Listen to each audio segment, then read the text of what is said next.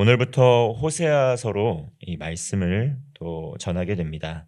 묵상하게 되는데요. 호세아는 또 12권의 소예언서 중에서 가장 먼저 순서상으로 가장 먼저 나오는 예언서입니다. 이 호세아서는 이 하나님의 크신 사랑이 나타나 있습니다. 선지자 호세아와 음란한 여인 고멜의 결혼, 또 그리고 또 파국, 그리고 재결합이라는 이러한 모습이 나타납니다. 그 모습을 통해서 호세아는 하나님을, 또 그리고 음란한 여인은 바울을 숭배하며 또 우상 숭배에 빠진 이스라엘을 나타냅니다. 하나님을 버리고 바알 숭배를 택한 이스라엘의 불순종과 음행, 또 그로 인한 또 심판에도 불구하고 하나님께서는 다시 그 이스라엘을 구원하기로 작정하시고 또 구원의 회복의 예언의 말씀을 주시는 것, 하나님의 사랑이 나타나 있는 것, 그것이 바로 호세아서의 내용입니다. 먼저 호세아의 뜻은 여호와여 구원하시옵소서라는 뜻입니다. 이 호세아는 여호수아의 그 본명이기도 하고요. 여호사의 그 본명 호세아가 또 모세에 의해서 여호수아로 또 이름이 바뀌게 됩니다. 오늘 본문 1절을 보면 호세아의 예언 시기를 알 수 있습니다. 1절 말씀입니다. 우시아와 요담과 아하스와 히스기야가 이어 유다 왕이 된 시대, 곧 요아스의 아들 여로보암이 이스라엘 왕이 된 시대에 부엘리의 아들 호세아에게 임한 여호와의 말씀이라. 이처럼 예언서들을 보면 어느 시대에 선포한 말씀인지, 누구에게 선포한 말씀인지, 그리고 그것이 하나님께서 하신 말씀이라는 것, 그러한 시기를 이렇게 나타내고 있는데, 이 호세아 역시 또 북이스라엘의 여로보암 때 활동했던 선지자다, 이렇게 밝히고 있습니다.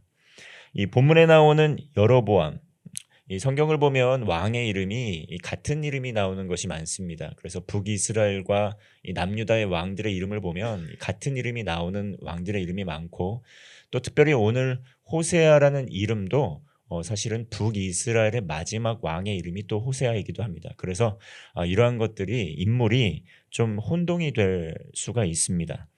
오늘 나오는 여로보암도 북이스라엘의 여로보암이라는 이름을 가진 왕이 두 명이 나옵니다. 먼저 북이스라엘의 초대 왕이었던 여로보암이 있고, 그리고 후대에 여로보암이 또 나오는데 그게 바로 오늘 본문에 나오는 여로보암 2세입니다.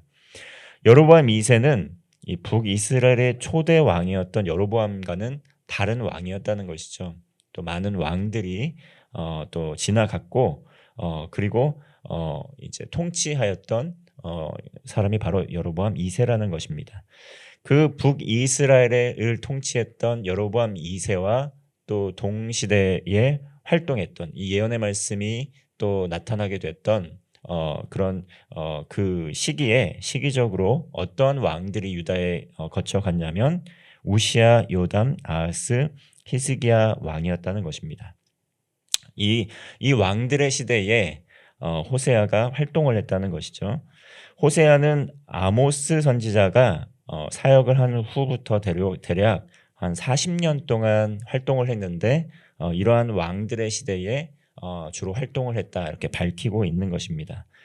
특별한 사명을 하나님께 부여를 받았는데요. 이 북이스라엘 왕 여로보암 2세 때 호세아가 받은 사명이 호세아서에 나타나 있습니다. 그럼 여로보암 2세 때 그 나라의 상황은 어떠하였냐면, 이 북이스라엘은 정치적으로 경제적으로는 이 번영의 시기를 누리던 때였습니다. 풍요로웠다는 것이죠.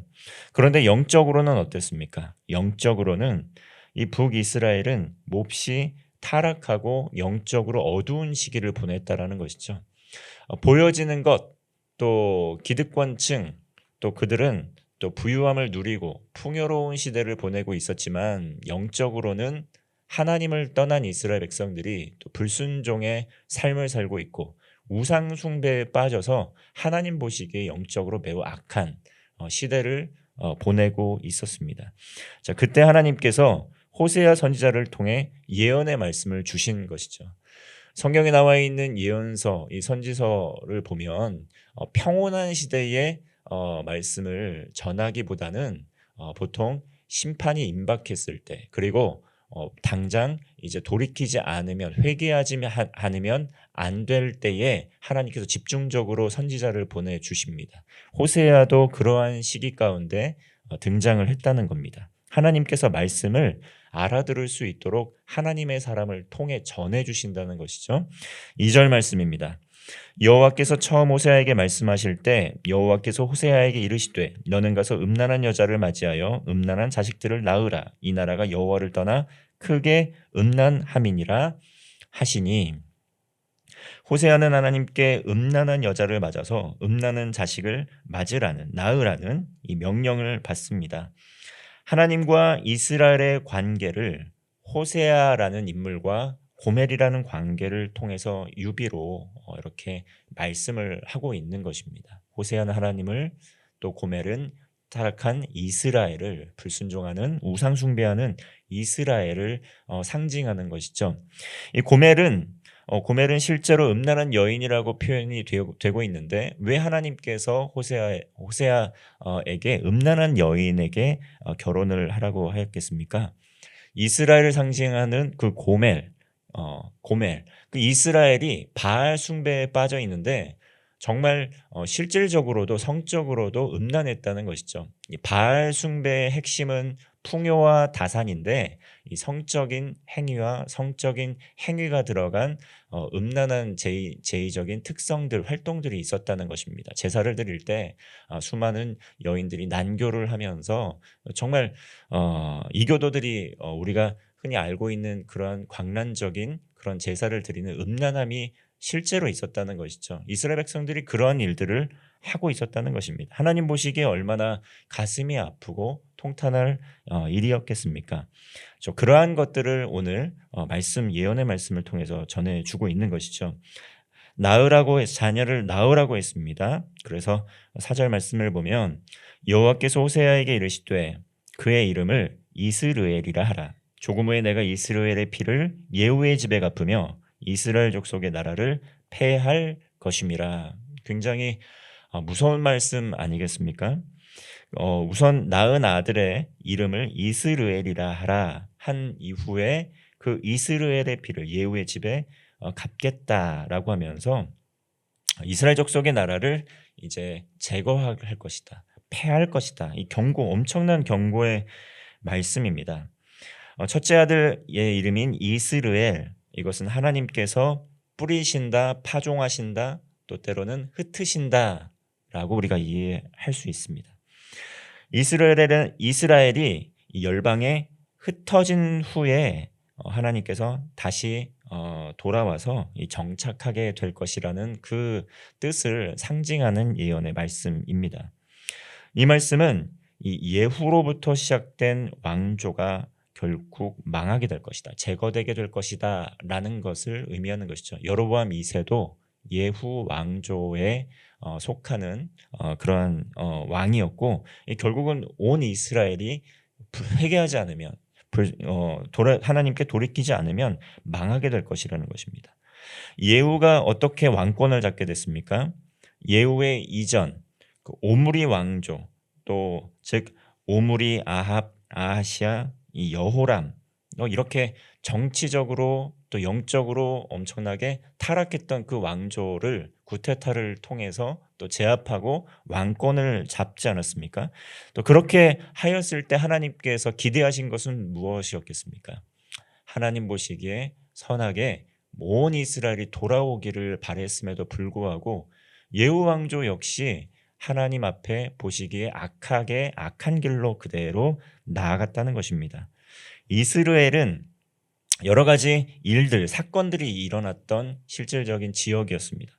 이세벨이 나봇의 포도원을 탈취하려고, 아합의 아내 이세벨이 이 나봇의 포도원을 탈취하려고 나봇을 죽였던 곳이 바로 그곳입니다. 그리고 예후가 또 심판을 행하였던 것, 살해를 행하였던 것이 바로 그곳이었습니다. 그리고 또 아합의 아들 70명이 살해된 곳이 그곳이었습니다. 이스라엘이라는 지역, 정말 그 정치적인 탐욕, 불순종으로 인한 심판, 피 흘림이 있었던 곳이었습니다. 피로 얼룩진 곳이었다는 것이죠. 그래서 6절의 말씀과 같이 또한 말씀을 하십니다.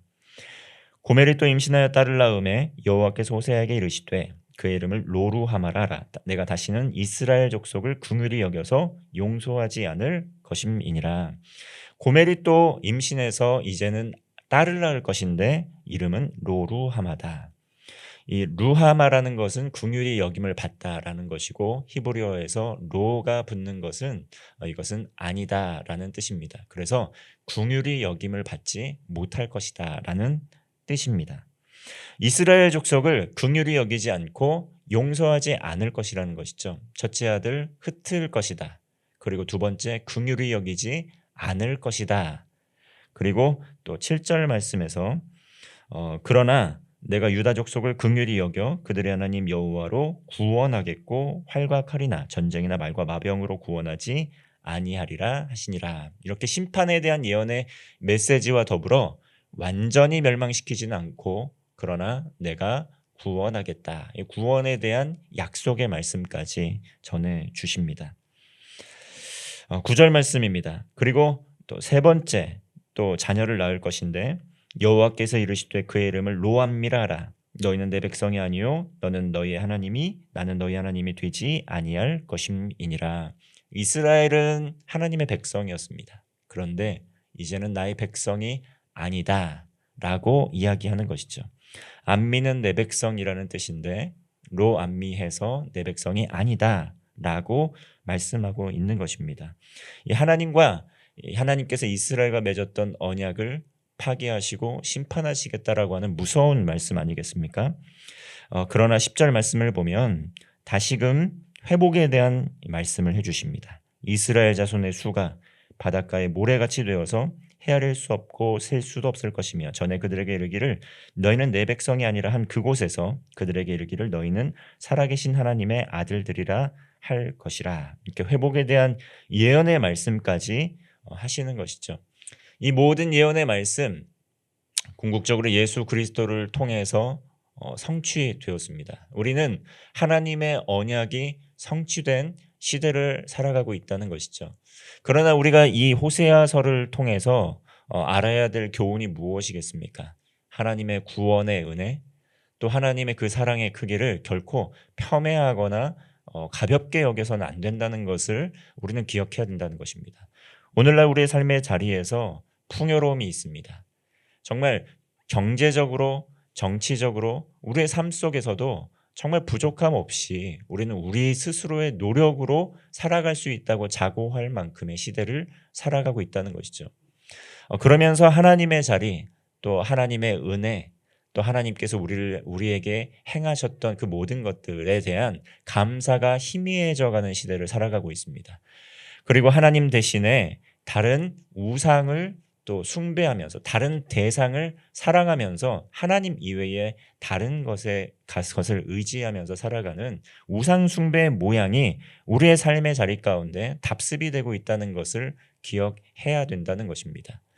우리는 구원받은 하나님의 백성들인데 구원받았음에도 불구하고 구원자이신 하나님이신 하나님이신 그 예수 그리스도의 품을 떠나서 불순종의 길로 나아가려고 이 오늘 본문의 말씀에 나오는 호세아와 이 고멜의 관계처럼 음행의 자리로 우상 숭배의 자리로 나아가는 삶의 모습이 발견되고 있다는 것이죠. 회개하라는 것입니다. 불순종하는 백성들 또 반드시 심판하게 되는데 심판 이후에 하나님께서 크신 은혜를 통해 구원하여 주셨듯이 정말 죄와 사망으로 죽을 수밖에 없는 우리를 하나님의 크신 은혜로 구원하여 주셨으니 그 사랑의 깊이, 그 사랑의 너비를 깨닫고 하나님을 섬기며 하나님 나라의 소망을 가지고 믿음의 길을 걸어 나아가라는 것이죠. 우리의 삶에서 하나님을 향한 하나님께서 오늘날 우리에게도 경고의 메시지를 주십니다. 돌이킬 수 있는 마음이 있어야 되고 하나님의 사랑의 크기를 깨달을 수 있는 지혜가 있어야 됩니다. 진심 어린 회개가 있어야 한다는 것이죠. 그러한 마음으로 삶의 자리에서 하나님의 말씀에 귀를 기울이고 하나님의 사랑을 묵상하고 감사하며 하나님의 나라, 하나님과 동행하며 또 하나님의 나라를 이 땅 가운데 이루어가는 성도가 되시기를 주님의 이름으로 축원합니다. 기도하겠습니다. 살아계신 하나님 아버지, 하나님의 크신 사랑과 은혜에 감사를 드립니다. 하나님의 뜻을 이 땅 가운데 이루어가며 우리 삶에 있는 모든 어떠한 우상 숭배의 모양이라도 척결하게 하시고 제거하게 하여 주옵소서. 하나님 한 분만을 섬기고 사랑하는 가운데 하나님 나라의 복음의 증인이 되어서 우리의 삶의 모든 현장 가운데 하나님의 사랑을 전하고 많은 이들을 주님께로 돌아오게 하는 데 쓰임받는 복된 도구가 되도록 인도하여 주옵소서. 오늘도 우리의 삶에 동행하여 주실 것을 믿사오며 예수님의 이름으로 기도하옵나이다. 아멘.